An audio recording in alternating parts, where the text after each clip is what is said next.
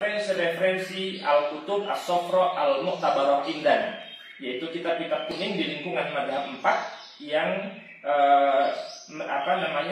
harus dirujuk, ya, tidak hanya satu kitab tetapi berbagai kitab. Nah, memecahkan masalah-masalah yang terjadi di tengah masyarakat yang ditanyakan, atau merespon suatu persoalan, atau memberi masukan, atau melihat kekurangan pada rancangan undang-undang, itu adalah berdasarkan fungsi-fungsi ilmiah dari Bahsul Masail, tidak boleh menurut pendapat saya semata. Yang kedua, fungsi Bahsul Masail itu selain ilmiah juga untuk menjalin silaturahmi, di mana para peserta Bahsul Masail antar pesantren, antar pengurus Nahdlatul Ulama, terutama di jajaran Suriah, alumni-alumni pesantren, para kiai, para ulama, itu menjalin silaturahmi dengan sangat baik pada saat Bahsul Masail itu terjadi. Bagi organisasi atau bagi Jamiah Nahdlatul Ulama, Bahsul Masail itu memiliki fungsi konsolidasi, di mana pengurus PBNU, misalnya pengurus besar Nahdlatul Ulama, bertemu dengan pengurus wilayah, pengurus cabang, dan seterusnya di berbagai tingkatan. Adalah sesuatu hal yang harus terus dilangsungkan fungsi konsolidasi ini, agar organisasi kita menjadi NU ini semakin maju dan semakin kuat dan memberi manfaat yang lebih luas kepada seluruh rakyat Indonesia. Cakap berbahsul masail itu membutuhkan banyak sekali ilmu, ya, minimal penguasaan terhadap dua hal. Yang pertama, penguasaan metodologi berbahsul masail, sebagaimana minimal menguasai matanya, sebagaimana telah dirumuskan dalam Musyawarah Nasional Alim Ulama tahun 1992 di Bandar Lampung. Nah, itu matanya, dan syarahnya banyak diuraikan pada Munas maupun Muktamar dengan menyempurnakan metodologi-metodologi di dalam berbahsul masail. Ya, kita berharap para peserta bahsul masail itu menguasai cara-cara berbahsul masail, ilmu-ilmu apa saja, ya, berupa al-qawaid al-usuliyah, ya, kaidah-kaidah usul fikih, al-qawaid al-fiqhiyah, kaidah-kaidah fikih, maupun dawabit fiqhiyah, batasan-batasan mana saja yang berlaku di dalam fikih dalam bab-bab yang tertentu. Tentu saja metodologi termasuk di dalamnya adalah al-maqasid asy-syar'iyyah, itu juga harus dikuasai. Dan teori-teori yang baru saya kira menjadi sangat penting metodologinya untuk dikuasai oleh orang yang ingin cakap, ingin terampil di dalam berbahsul masail. Yang kedua, tidak boleh tidak bahwa orang yang melakukan bahsul masail juga harus menguasai secara baik materi yang berkaitan dengan bahsul masail, ilmu-ilmu yang berkenaan dengan masalah-masalah yang akan dibahas. Ya, jadi sangat perlu peserta bahsul masail memahami masalah yang diajukan dan memahami deskripsi atau latar belakang masalah, sehingga tidak berlama-lama, tidak bertele-tele, tidak berdebat terlalu panjang mengenai masalahnya. Deskripsi masalah adalah hal yang niscaya harus dipahami oleh orang yang turut serta di dalam bahsul masail, karena tidak mungkin seseorang peserta bahsul masail akan menyelesaikan masalah ketika tidak mengerti atau tidak memahami dengan baik latar belakang masalahnya.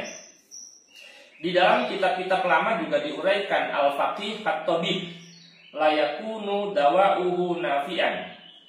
Seorang ahli fikih itu seperti seorang dokter, yang tidak mungkin obat dari dokter itu bermanfaat illa idza syakhasal marada tashkhisan daqiqan, kecuali apabila dokter itu bisa mendiagnosis penyakit dengan diagnosa yang mendalam. Jadi seorang peserta bahsul masail itu ibaratnya sebagai seorang ahli fikih yang ia seperti seorang dokter, mampu mendiagnosis penyakit dengan diagnosis yang mendalam. Artinya mampu mendalami, memahami atau meneliti suatu masalah dengan penelitian yang mendalam.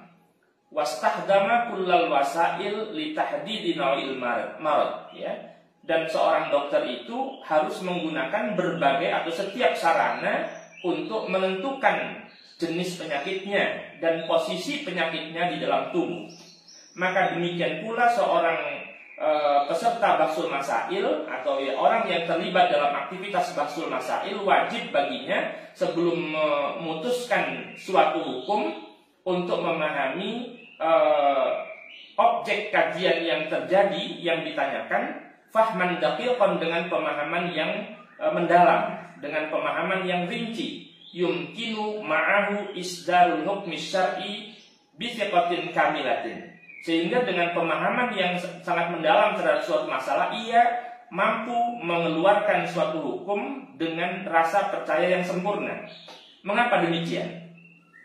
Li'annal hukma 'ala syai' far'un an tasawwurihi. Karena menghukumi sesuatu itu merupakan cabang dari pemahaman seseorang atas gambaran mengenai masalahnya.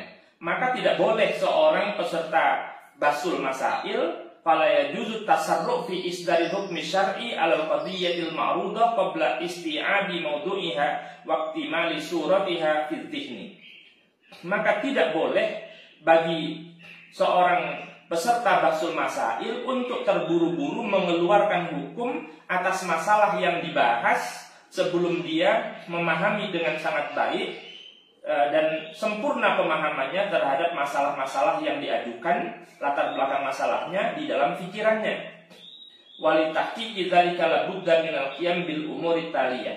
Oleh karena itu, untuk melaksanakan hal itu, ya, untuk berbahsul masail dengan baik, memahami persoalan dengan baik, yang pertama harus dilakukan jam'ul ma'lumat al-muta'alliqah bi mawdu'il waqi'ah al-ma'rudah.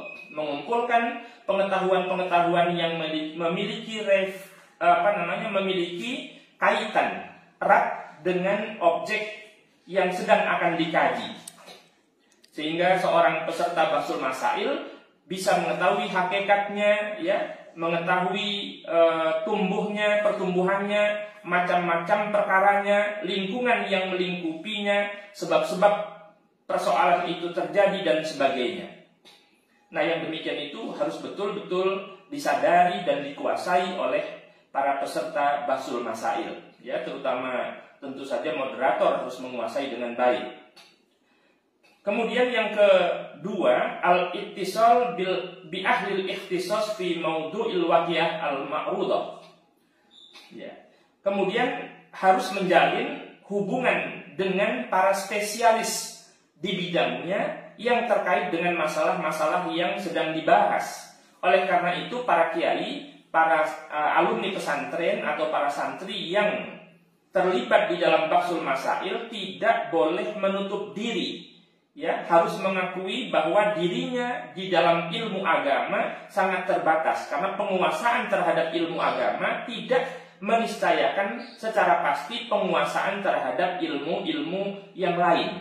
Oleh karena itu, para kiai yang aktif di dalam bahsul masail harus memiliki sifat terbuka untuk menerima ilmu, menerima informasi, menerima pengetahuan dari bidang-bidang ilmu yang masing-masing bidang ilmu memiliki ahlinya. Ya, yang demikian itu untuk menguatkan pengetahuan di dalam menguatkan ilmu di dalam memutuskan hukum, dan untuk menghilangkan apa saja yang menjadi problem, menjadi tanda tanya di dalam pikiran peserta bahsul masail. Karena yang demikian ini melaksanakan firman Allah Subhanahu wa taala, "Fas'alu ahla dzikri in kuntum la ta'lamun." Bertanyalah kamu kepada ahli ilmu apabila kamu belum tahu. Sebagaimana dinyatakan di dalam Quran surat An-Nahl ayat 49. Fa idza kanatil waqi'ah tata'allaqu bil ikhtisas fayambaghi ruju' ila ahli ikhtisas fihi. Apabila persoalan yang dibahas di dalam bahsul masail itu berkaitan dengan aspek ekonomi, maka para kiai peserta bahsul masail itu harus membuka diri untuk menerima keterangan-keterangan, penjelasan-penjelasan dan informasi-informasi yang terkait dengan ekonomi yang diuraikan oleh para ahlinya. Wa in kanat tata'allaqu bittib fayambaghi ar-ruju' ila ahli ikhtisas fihi. Dan apabila yang dibahas itu perkara yang berkaitan dengan kedokteran, misalnya isu-isu biomedis, isu-isu kedokteran modern, maka seorang kiai ahli bahsul masail yang terampil berbahsul masail harus membuka diri mau mendengarkan keterangan dari para dokter. Karena saya pribadi membagi isu-isu bahsul masail di tingkat nasional yang biasa dibahas dalam musyawarah nasional alim ulama dan bahkan juga muktamar, itu ada bermacam-macam isu. Misalnya isu lingkungan hidup, isu ekologi, maka kita hadirkan ahli-ahli ekologi, ahli-ahli lingkungan hidup. Kalau berkaitan dengan masalah ad-diniyah, kita undang para ulama dari pesantren-pesantren Nahdlatul Ulama. Kemudian kalau berkaitan dengan berkaitan dengan kedokteran, isu-isu biomedis, maka kita undang para dokter dan para profesor dari Fakultas Kedokteran. Demikian pula ahli ekonomi, pembahasan tentang politik, tentang perundang-undangan dan lain-lain, kita hadirkan para ahlinya untuk kita tanya-tanya apabila kita tidak tahu, dan untuk menghilangkan rasa ragu pada saat kita hendak mengambil sebuah keputusan. Dan berikutnya yang tidak kalah penting, bahwa setiap peserta bahsul masail harus memiliki keterampilan, memiliki bakat atau keahlian untuk tahlilul waqi'ah ila anasirihal asasiyah, untuk menganalisis kasus hukum baru, mana pokok-pokoknya dan mana yang penting dari hal-hal itu. Analisis itu harus ditinjau dari berbagai aspeknya agar diperoleh sebuah keputusan yang bijaksana, ya, agar tidak menyimpang keputusannya dari hal-hal yang maslahat yang hendak diraih dalam setiap keputusan hukum. Nah, kemudian yang tidak kalah penting juga adalah mengetahui tujuan daripada pembahasan masalah yang dibahas, motifnya, niatnya, tujuan yang akan dicapainya dari sebuah peristiwa. Ya, oleh karena itu banyak kaidah-kaidah, misalnya di dalam kitab-kitab kaidah fikih, innal maqasid wal i'tiqadat mu'tabaratun fit tasarrufati wal ibarat kama hiya mu'tabaratun fit taqarrubati wal ibadah. Bahwa tujuan-tujuan i'tiqad itu menjadi pertimbangan di dalam semua tindakan, dan ungkapan-ungkapan dalam muamalah sebagaimana tujuan atau niat-niat itu juga menjadi perhitungan di dalam setiap ibadah. Yang sangat penting, tadi saya mendengar Kiai Haji Afifuddin Muhajir juga menyampaikan sebagaimana narasumber terdahulu, bahwa perkembangan dan kemajuan sains dan teknologi itu sangat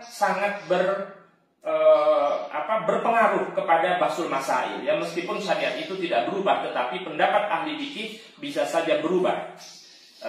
Al-Imam Asy-Syahrastani misalnya dalam Al-Milal wan Nihal, ya, Al-Milal wan Nihal, juga demikian Imam Haramain Al-Juwaini di dalam kitab Al-Burhan fi Ushulil Fiqh.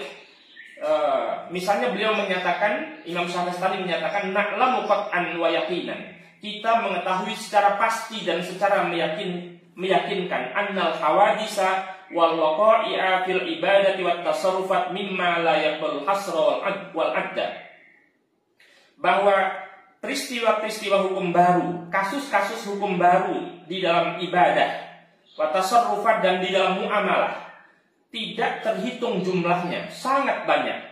Wa nahnu na'lamu qat'an aidan, dan kita juga pasti mengetahui annahu lam yarid fi kulli hadisin nasun, bahwa pasti tidak setiap ada kasus hukum baru pasti ada nasnya.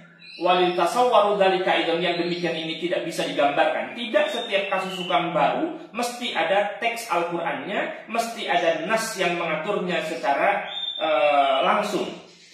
Wan nusus idza kanat mutanahiyatan walau ghairu mutanahiyah. Teks-teks suci itu, an-nusus al-muqaddasah, teks-teks suci berupa Al-Qur'an maupun hadis Nabi, itu tentu sangatlah terbatas. Wahyu dari Allah Subhanahu wa ta'ala pasca wafatnya Nabi tidak pernah turun lagi, dan Rasulullah tidak pernah mengeluarkan hadis lagi. Wal waqa'i ghairu mutanahiyah, akan tetapi kasus-kasus hukum baru senantiasa bermunculan. Wa ma la yatanaha la yadbituhu ma yatanaha. Oleh karena itu sesuatu yang tidak terbatas itu tidak bisa dibatasi dengan sesuatu yang terbatas. Ulima qat'an annal istihad wal qiyas wajibul i'tibar. Melalui yang demikian itu secara pasti dapat diketahui bahwa istihad maupun qiyas adalah wajib untuk menjadi perhitungan di dalam menyelesaikan semua kasus hukum baru. Hatta yakuna bisadari kulli hadisatin istihadun. Oleh karena itu, setiap ada peristiwa hukum baru harus selalu ada pengerahan kemampuan maksimal untuk memberikan jawaban-jawabannya. Sebagaimana di lingkungan Nahdlatul Ulama ada yang namanya Bahsul Masail. Meskipun para kiai NU menghindari kata-kata istihad, ya, karena kerendahan hati mereka tidak pernah mengaku sebagai mujtahid. Ya, oleh karena itu lembaga Bahsul Masail tadi dikatakan oleh Pak Kiai Zahro bukanlah merupakan lembaga fatwa, karena seorang mufti itu harus seorang faqih, seorang mufti harus seorang mujtahid. Nah, yang demikian ini peristiwa-peristiwa hukum baru harus selalu ada jawabannya. Ya, innal ulama'a warasatul anbiya. Sesungguhnya ulama itu adalah pewaris ilmunya para nabi. Jika ada kasus hukum baru ditanyakan melalui lembaga Bahsul Masail, kemudian tidak diberikan jawaban, maka berarti tidak ada kepastian hukum terhadap kasus itu yang perlu diketahui oleh umat Islam pada khususnya. Oleh karena itu, para ulama terdahulu juga memberikan motivasi kepada kita untuk banyak mutolaah kitab. Sehingga Ibnu Abdul Bar dalam kitabnya Jami'ul Bayan menyatakan la yakunu faqihan fil hadis, ya, tidak mungkin seseorang bisa dinamakan sebagai seorang ahli fikih dalam kasus-kasus hukum baru malam yakun aliman bil madi, ya, sepanjang ia tidak mengetahui dengan apa-apa dari produk-produk hukum, produk-produk fatwa yang terjadi pada masa lalu. Ya, dalam hal ini para ahli fikih terdahulu telah meninggalkan suatu warisan fikih Islam yang wujudnya bisa kita temukan dalam kitab-kitab yang dipelajari di pondok pesantren yang namanya Al-Kutub As-Safra Al-Qadimah, ya, kitab-kitab kuning masa lalu. Ya, lengkap dengan pemikiran-pemikirannya. Tentu saja pemikiran-pemikiran yang menggambarkan dialektika peristiwa-peristiwa hukum yang terjadi pada masanya. Ya, kita terutama adalah kitab-kitab di dalam madhab 4 yang jumlahnya ya sangat banyak. Bayangkan Imam Al-Ghazali, Hujjatul Islam, Abu Hamid Muhammad bin Muhammad Al-Ghazali mengarang kitab usul fikih, ya, misalnya Asasul Qiyas, Al-Manful min Ta'liqatil Usul, kemudian Al-Mustasfa min Ilmil Usul, kemudian mengarang kitab Al-Wajiz dan sebagainya. Belum Al-Imam An-Nawawi mengarang Raudhatul Talibin, kemudian mensyarah kitab Al-Muhadzab yang diberi judul Al-Majmu' Syarah Al-Muhadzab, dan lain-lain ulama dalam berbagai madhab itu telah menggambarkan tentang peristiwa-peristiwa hukum yang menjadi tanggung jawab mereka pada masa-masa yang lalu. Oleh karena itu, kasus-kasus hukum baru yang belum pernah terjadi pada masa lalu menjadi tanggung jawab para kiai yang aktif di dalam Bahsul Masail untuk memberikan jawaban agar ada kepastian hukum dan tidak membingungkan masyarakat ketika masalah itu terjadi.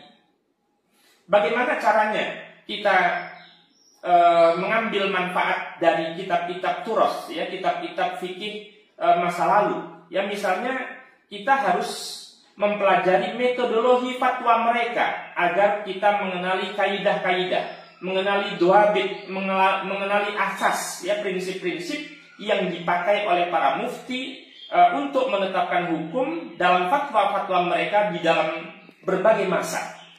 Yang kaidah-kaidah, duabit maupun asas itu bisa digunakan sebagai prinsip umum di dalam ketika kita menjawab kasus-kasus kekinian. Ya, misalnya kita harus memberikan solusi, memberikan kemudahan, raf'ul haraj, ya, dengan cara memahami kaidah-kaidah yang telah mereka buat di dalam kitab-kitab yang mereka tulis dalam kitab-kitab fikih mereka, ya, kitab-kitab fatwa mereka. Misalnya kaidah al-masyaqqatu tajlibut taisir. Suatu kesulitan itu meraih untuk memberikan kemudahan. Al-amru idza dhaqa ittasa'a. Apabila suatu perkara itu sempit, maka kita harus berusaha melapangkan. Irtikabu akhafid dararain, memilih yang resikonya paling ringan, atau nafyud darar, ad-dararu yuzalu, ya, setiap yang berbahaya harus dihilangkan, atau darul mafasid muqaddamun ala jalbil masalih. Ya, menolak yang mafsadah harus diprioritaskan daripada mengambil kemaslahatan-kemaslahatan.